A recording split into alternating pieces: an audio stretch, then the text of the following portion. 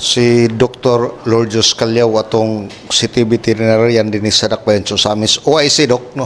Yeah, OIC.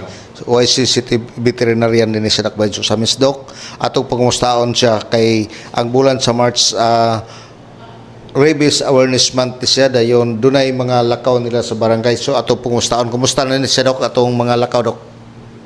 Salamat dong no sa pagbisita nimo dinhi kay dinhi kapag sugod na to sa March dayon karon nga hinapos na nibalik ka dong no. Salamat kayo. So yes dong, salamat sa response pod sa atong mga namulupyo sa Osamis in celebration sa atong Rabies Awareness Month. Ikan pagsugod na to ani, pag-prepare na to ani, nakabakuna ta dong og 1,138 ka mga iro og iring. Sagol na siya dong. Sagol na. So muna atong accomplishment sa Rabies Awareness Month nato. Dayon, pilang ka barangay ang atong gibisitahan nito? Didto ta dong ug atong i-recall no, didto ta sa Barangay Kabinti, Barangay Sinusa, Barangay Gutukan Jut, Barangay Trigos, Barangay Kapukaw C, tapos Manaka. Dayon dong karong adlaw sa ngay Jut unta mo atong pinakalas, so sugmang kayong ulan dong, so ato lang sa gyong gi-postpone, reschedule na to. Dok, ang tanang barangay, 51 ka barangay, i-cluster ni siya, Dok? Kanang sa mga barangay na imong gisgutan? Kaning atong mga barangay nga napili dong, ato ni siyang gi-pick base sa kadugayon nga naadtuan sa Citybet ba. Okay. Plus ang location po dong kanang medyo nalayo na po sila diri sa opisina. So ang pagdala-dala nila sa mga iro medyo challenge ba. So mo nang kita na ni adto dito, imagine Trigos, Manaka, no. So mo nang ni adto ta dito sa ilang. Pwede na po ang silingan ng barangay mo dito? Pwede ra kayo gyud dong. Ayon, ang katupong wala na mo na adtuan, labi na mga urban barangays. Dito lang ta diri sa opisina naaman. So ang ato gyapon permente gyapon dire. Perminti ni dong bisag dili Rabies Awareness Month. Gyapon. Naagyon ta dinhi Monday to Friday. Monday to Friday. Then kato akong giingon pag yun ninyo dong wala tay non break. So kang muanhi ka dire kay nagtrabaho ka 12 to 1, ma-entertain gihapon namo. Maliit to lang daan. Wala tay ka-open pa niud to dong no. Oo. Dok, okay na ang response sa mga tao sa barangay? Yes, maayo naman dong no. Imagino nimo kato akong giingon nga 1,138 ang atong nabakunahan. Gikan pagsugod hantod. Yes, in free approach sa March kay nagsugod naman kita dong kay para sa awareness ba hangtod sa March mo na itong nabakunahan kada ganon. So, Dok, gawa sa pagbubakuna, unsa na imong programa na to sa ato ang opisina? Kanidong pag adto na mo atong mga barangaya, apil pud ta nagpurga sa mga baka, kabaw, kanding, pusdan man mo adto na ta dong. Nga ta dito dahil naapod tay veterinarian nga ni Kuyog para sa consultation. Kung tanaw na mo kailangan tagaan og para sa kato, tagaan na to, injikan. Ngayon na to kailangan og vitamins kay medyo ganiwang, tagaan na to vitamins. So tong mga tambalanan gyud nagdala pud tag mga antibiotic ana nga time dong. Nata-record nila kung pilang kabok atong napurga ng mga hayop?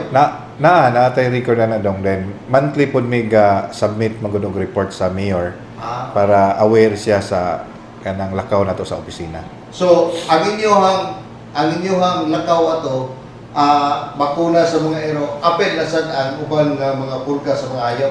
Yes, kas-ana dong man ang gitawag man namo og veterinary outreach. So dili lang ingog rabies vaccination ang ilahang ma-avail, pati mga prevention, treatment, and kanang mga deworming sa mga large animals, so ma-avail sa atong mga taga-Osamis. So karon mahuman naman ang March na to sa April, unsay mga programa ninyo ron? Well, maumara man ginato dong no, all year round, mo man itong mga routine nga mga trabaho. Magpadayon na siya magpadayon gina siya dong kay naa naman pud tay mga gipang schedule na pud nga mga barangays. So wait lang mi sa respond pud sa mayor, ma-approve niya ning mga listahan namo sa barangay, amo na ning ma-announce pud dayon. Padayon pa itong atong mga distribution sa mga manok na to, no? Padayon dong, actually karon piso pa ko dong naatay mga 100 na po dito. Ayun, na po tayo gi-incubate. Sa di madugay siguro mga next month or sa kabulan ug to nga mo recommend na po Miss Mayor nga mo disperse na po. Karon atong baktin kaluyan na napoy upat, no? So anytime ato na pong i-disperse. Kumusta ang ato ang murag ipadaplen siya nato o pagpundakop sa lugero? Kumusta na ni siya padayon siya? Actually wala dong kay kining namang yung schedule ato naman kuning na hanay atong schedule sa Citybet. Bisag na aning Rabies Awareness Month, padayon nga po na atong dog impounding, no? So last week kay kuan man atong kuan dong kining dakop nato kay first and second Tuesday and Wednesday of the month. So mo na schedule. Ato nang gipalo dong. Schedule mo na schedule Mo na schedule na to. Oo. So kumusta ang atong kuan dok? Di pa puno? Karon naata dito. Actually naagalin mi gibilin dito dong na ay dog dito nga among gi-recommend for adoption, among gi-kapon, among gi-bakunahan kay kung kinsa tong gusto mo adapt, gi-encourage na mo no nga i-adapt ang maong mga dogs. Naka-try na ba ulo kung na i-adapt ang iro? Na kay diri sa atong syudad dong daghan man pud kana bang tawag na to mga dog lovers, mga advocate, no? So daghan nga ni-adapt na nato dinhi sa opisina. Okay. Kana lang siguro dok, daghan kayo salamat. Basig pwede na to ma-appel. Kumusta ang ato ang mga baboy na napapaghapon ang papaghapon pray paghapon ta sa isip? Maunay atong yung gipasalamatan sa Ginoo dong no nga until now ang Usami City free gyud sa African swine fever. So mayang dagan sa atong pamuhi in terms sa ilahang health. Dok, salamat kayo dok, basig na kay kadugang dok. Katulad lang dong any concern sa inyong mga panghayupan, you need advice, you need kanang technical support, anhila mo din sa second floor sa public mall, office of the city veterinarian. So, dok, salamat kayo dok. Salamat po dong. Atong pasalamatan si Dr. Lordios Calao, atong veterinarian for din sa veterinary office ning atong Dakbayan. Sugikan na lang diri sa akong nahimutangan alang sa Dex din Radio Campana, ang radyo sa Simbahan Dubuldecol T5 Dudong Bargamento, muduyog sa City T5 nga Jubileo sa Simbahan sa Archdiocese sa Osamis Danag sa Dakbayan.